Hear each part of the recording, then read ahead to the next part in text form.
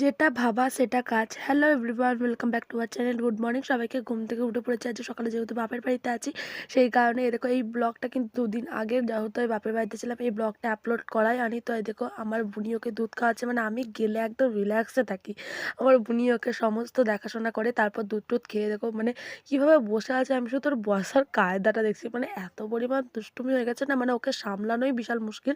তো তোমাদেরকে বললাম যেটা ভাবা সেটা কাজ। আজকে না ঠান্ডা ঠান্ডা ওয়েদার, আর আজকে না খেতে মনে হচ্ছে খিচুড়ি।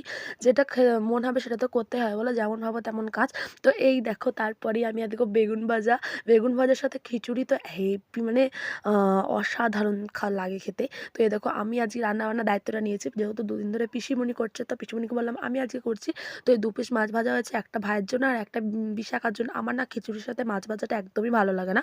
তো আলু ভাজা আর বেগুন ভাজা করে নিচ্ছি আমাদের জন্য, আর ও বিশাখারা যেহেতু খাবে না আলু ভাজা, সেই কারণে ওদের জন্য আলাদা করে খিচুড়ি করেছে। আমাদের খিচুড়ি ওকে তো দিই না, তোমরা তো সবাই জানো। সেজন্য ওদের মাছ ভাজা আর খিচুড়ি করে নিচ্ছি। তো খিচুড়িটা বেরো নিচ্ছি, গরম গরম খিচুড়ি তো গরম গরম খেতে হয়। তারপরে দেখো বিকালবেলা চা করে নিয়েছি, তারপর কোনো ব্লগ করা হয়নি। তারপর সন্ধ্যাবেলাতে প্রচণ্ড পরিমাণ মন হয়েছিল রোল খেতে, যেহেতু বাইরে চলে যাবো, কদিনের ছুটি দিয়েছে সেই কারণে মা রোল করে দিল। বাই বাই আজকের মতো।